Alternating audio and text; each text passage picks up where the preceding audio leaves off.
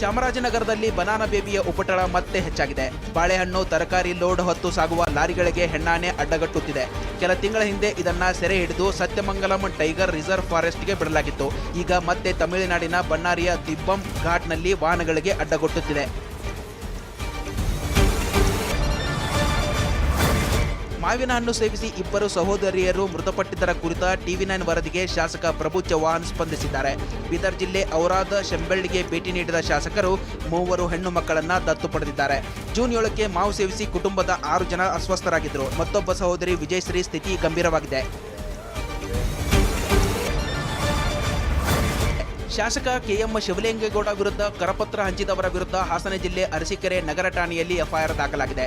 ಕರಪತ್ರ ಹಂಚಿದವರ ವಿರುದ್ಧ ಕ್ರಮಕ್ಕೆ ಆಗ್ರಹಿಸಿ ಶಿವಲಿಂಗೇಗೌಡ ದೂರು ನೀಡಿದರು. ಅಖಿಲ ಭಾರತ ವೀರಶೈವ ಮಹಾಸಭಾ ಅರಸೀಕೆರೆ ಘಟಕದ ಹೆಸರಿನಲ್ಲಿ ಅಪರಿಚಿತರು ಕರಪತ್ರ ಹಂಚಿದ್ರು.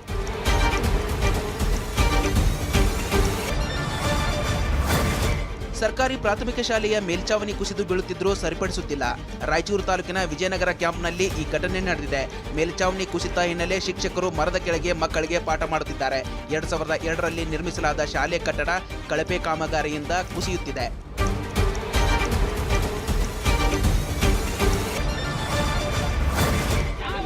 ಹಾಸನ ಜಿಲ್ಲೆ ಸಕಲೇಶಪುರದ ಹೊಡಚಹಳ್ಳಿ ಗ್ರಾಮದ ಸರ್ವೆ ನಂಬರ್ 21 ಮತ್ತು 28ರಲ್ಲಿ ಡೀಮ್ಡ್ ಅರಣ್ಯ ಪ್ರದೇಶದಲ್ಲಿ ಒತ್ತುವರಿಯಾಗಿದ್ದ 22 ಎಕರೆಯನ್ನ ತೆರವುಗೊಳಿಸಲಾಗಿದೆ. ಈ ವೇಳೆ ಆರೋಪಿಗಳಾದ ಸಚಿನ್ ಮತ್ತು ರಂಜಿತ್ ಭೂಮಿ ತೆರವಿಗೆ ಬಂದ ಅಧಿಕಾರಿಗಳ ಜೊತೆ ವಾಗ್ವಾದ ನಡೆಸಿದ್ದಾರೆ.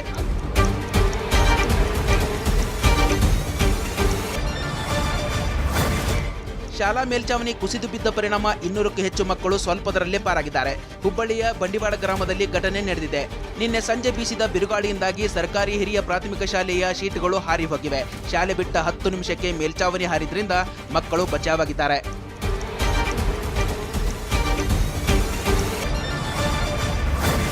ಕೋಲಾರ ಜಿಲ್ಲೆ ಮಾಲೂರಿನ ಲಕ್ಷ್ಮೀಸಾಗರದಲ್ಲಿ 150 ಕುಟುಂಬಗಳು ಎಸ್ಸಿ ಜಾತಿ ಪ್ರಮಾಣ ಪತ್ರಕ್ಕಾಗಿ ಜೂನ್ 1ರಿಂದ ಮಕ್ಕಳನ್ನ ಶಾಲೆಗೆ ಕಳುಹಿಸದೆ ಪ್ರತಿಭಟಿಸುತ್ತಿವೆ.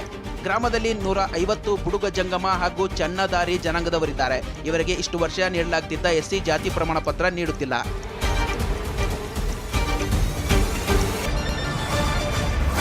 ದಾವಣಗೆರೆ ಜಿಲ್ಲೆಯ 12 ಕಡೆಗಳಲ್ಲಿ ಲೋಕಾಯುಕ್ತ ದಾಳಿ ನಡೆದಿದೆ. ವಾಯುವ್ಯ ಸಾರಿಗೆ ಮುಖ್ಯ ಮೆಕ್ಯಾನಿಕ್ ಸಿದ್ದೇಶ್ವರ್ ಹೆಬ್ಬಾಳ್ ಅವರ ಮನೆ, ಹುಬ್ಬಳ್ಳಿಯಲ್ಲಿರುವ ವಾಯುವ್ಯ ಸಾರಿಗೆಯ ಕಚೇರಿ ಮೇಲೆ ರೇಡ್ ಮಾಡಲಾಗಿದೆ. ಸಿದ್ದೇಶ್ವರ್ ಹೆಬ್ಬಾಳ್ ಮನೆಯಲ್ಲಿ 40 ಲಕ್ಷ ರೂಪಾಯಿ ನಗದು ಹಾಗೂ ಚಿನ್ನಾಭರಣ ಪತ್ತೆಯಾಗಿದೆ. ಇನ್ನು ಚಿತ್ರದುರ್ಗ ಬಯಲು ಸೀಮೆ ಪ್ರಾಧಿಕಾರದ ಕಾರ್ಯದರ್ಶಿ ಕೃಷ್ಣ ನಾಯಕ್, ಬೆಳಗಾವಿ KRIDL ಅಧೀಕ್ಷಕ ಇಂಜಿನಿಯರ್ ಸಣ್ಣ ಕೆಂಚಪ್ಪ ನಿವಾಸ ಕಚೇರಿ ಮೇಲೂ ಲೋಕಾಯುಕ್ತ ದಾಳಿ ನಡೆಸಿದೆ. ಚಿಕ್ಕಮಗಳೂರಿನಲ್ಲಿ ಲೋಕಾಯುಕ್ತ ದಾಳಿ ನಡೆದಿದೆ. ಸಹಾಯಕ ಅರಣ್ಯ ಸಂರಕ್ಷಣಾಧಿಕಾರಿ ಮೋಹನ್ ಅವರ ಕಲ್ಯಾಣನಗರ ಹೌಸಿಂಗ್ ಬೋರ್ಡ್ ನಿವಾಸಗಳ ಮೇಲೆ ದಾಳಿ ನಡೆಸಿರುವ ಅಧಿಕಾರಿಗಳು ದಾಖಲೆ ಪರಿಶೀಲನೆ ನಡೆಸಿದ್ದಾರೆ. ಭ್ರಷ್ಟಾಚಾರ ಆರೋಪ ಕೇಳಿ ಬಂದಿದ್ದರಿಂದ ಮೋಹನ್ ಮನೆ ಮೇಲೆ ದಾಳಿ ನಡೆದಿದೆ. ಲೋಕಾಯುಕ್ತ DSP ತಿರುಮಲೇಶ್ ನೇತೃತ್ವದಲ್ಲಿ ಏಕಕಾಲಕ್ಕೆ 5 ಕಡೆ ರೇಡ್ ಮಾಡಲಾಗಿದೆ.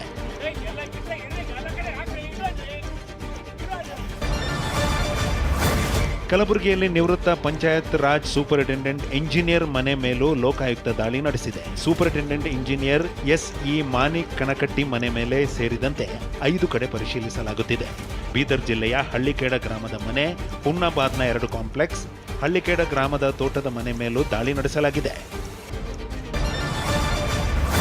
ಕೋಲಾರದಲ್ಲಿ ಅಂತಾರಾಜ್ಯ ಮನೆಗಳನ್ನು ಬಂಧಿಸಲಾಗಿದೆ. ತಮಿಳುನಾಡು ಮೂಲದ ತರುಣ್ನನ್ನ ಕಾಮಸಮುದ್ರ ಪೊಲೀಸರು ಬಂಧಿಸಿದ್ದಾರೆ. 7 ಲಕ್ಷ ರೂಪಾಯಿ ಮೌಲ್ಯದ 38 ಗ್ರಾಂ ಚಿನ್ನ, 577 ಗ್ರಾಂ ಬೆಳ್ಳಿ ಆಭರಣಗಳ ಸಮೇತ 10,000 ನಗದು ಬೈಕ್ ಸೀಸ್ ಮಾಡಿದ್ದಾರೆ. ಏಪ್ರಿಲ್ 4ರಂದು ಕುಂದರಸನಹಳ್ಳಿಯ ಉಮಾಪತಿ ಎಂಬುವರ ಮನೆಯಲ್ಲಿ ಈತ ಕಳವು ಮಾಡಿದ್ದ. ಕೃಷ್ಣಗಿರಿ ಜಿಲ್ಲೆ ವೆಂಕಟಪುರದ ಈತ KGF ತಮಿಳುನಾಡು ಆಂಧ್ರ ಹಲವು ಠಾಣೆಗಳ ವ್ಯಾಪ್ತಿಯಲ್ಲಿ ಕಳ್ಳತನ ಮಾಡಿದ್ದ.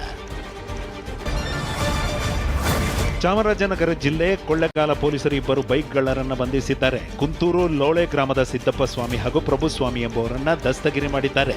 ತಲೆ ಮರೆಸಿಕೊಂಡಿರುವ ಮಹದೇವ ಸ್ವಾಮಿಗಾಗಿ ಶೋಧ ಕಾರ್ಯ ಮುಂದುವರೆಸಿದ್ದಾರೆ.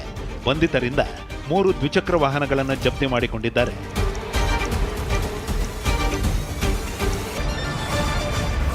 ದ್ವೇಷ ಭಾಷಣ ಅನುಮತಿ ಇಲ್ಲದೆ ತ್ರಿಶೂಲ ದೀಕ್ಷಾ ಕಾರ್ಯಕ್ರಮ ಆಯೋಜಿಸಿದ ಆರೋಪದಡಿ ಶ್ರೀರಾಮ ಸೇನೆಯ ಮುತಾಲಿಕ್ ಸೇರಿ 6 ಜನರ ವಿರುದ್ಧ ಹುಬ್ಬಳ್ಳಿ ಉಪನಗರ ಠಾಣೆಯಲ್ಲಿ ಸ್ವಯಂ ಪ್ರೇರಿತ ಪ್ರಕರಣ ದಾಖಲಾಗಿದೆ. ಜೂನ್ 14ರಂದು 1000ಕ್ಕೂ ಅಧಿಕ ಮಹಿಳೆಯರಿಗೆ ತ್ರಿಶೂಲ ಹಂಚಲಾಗಿತ್ತು.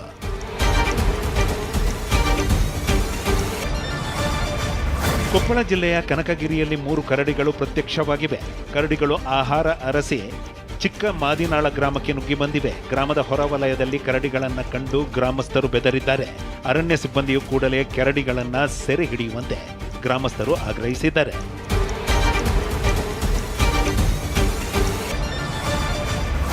ಮಾದಕ ವಸ್ತು ಮಾರಾಟ ಮಾಡುತ್ತಿದ್ದ 3ರನ್ನ ಬೆಂಗಳೂರು ಜೀವನ್ ಭೀಮಾ ನಗರ ಪೊಲೀಸರು ಬಂಧಿಸಿದ್ದಾರೆ. ಮೊಹಮ್ಮದ್ ರಮೇಶ್, ಸಾದಿಕ್ ಮತ್ತು ಸುಯೇಲ್ ಬಂಧಿತರು. ಆರೋಪಿಗಳ ಬಳಿ 624 ಗ್ರಾಂ ತೂಕದ ಹೈಡ್ರೋ ಗಾಂಜಾ ಸೀಸ್ ಮಾಡಲಾಗಿದೆ.